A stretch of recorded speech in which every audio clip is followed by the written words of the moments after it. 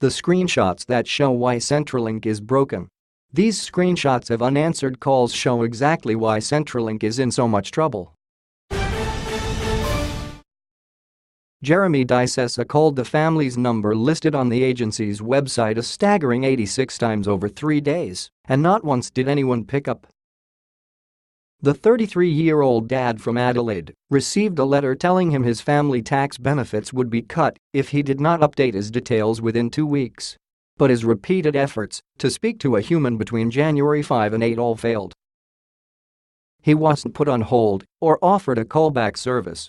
The line is supposed to be open Monday to Friday from 8 a.m. to 8 p.m. When he visited a branch, he was told to use the phone or website, the latter of which he has been unable to do. "This is how good Centrelink is," Jeremy told news.com.au. "Every time I have called, the line is busy. They are going to cut my family benefit in half if I don't update my details by 14 days of receiving our letter. How are we meant to do this when their phone lines are jammed?" The complaint is not new.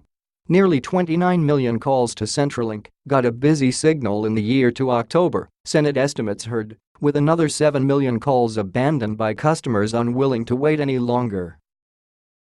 Concerns over Centrelink's efficiency, accuracy and quality of technology are growing, with customers facing huge queues at branches, confusion from staff who can't fix the computer issues, and being passed from person to person.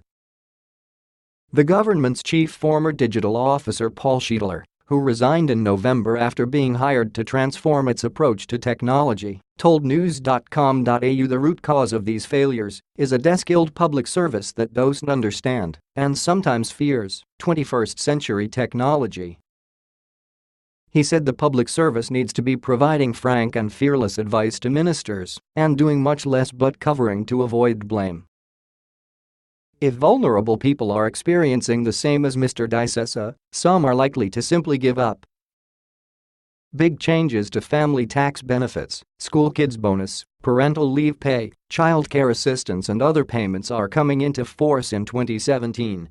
In its drive for budget savings, Malcolm Turnbull's government has targeted family payments and Centrelink benefits for major cuts, many of which came into force on 1 January 2017. While others kick off in the next few months. A middle-income working family with kids at school will lose thousands of dollars. The criticism comes as the distress continues over Centrelink's debt recovery system, which has sent inaccurate debt letters to what appears to be thousands of Aussies. The agency has faced calls from Labour and the Greens to scrap the scheme, which is being investigated by the Commonwealth Ombudsman, but Human Services Minister Alan Tudge this morning defended the system. He told ABC Radio he wasn't aware of anyone who was completely convinced they don't owe money but have been given a debt notice. "The system is working, and we will continue with that system," he said.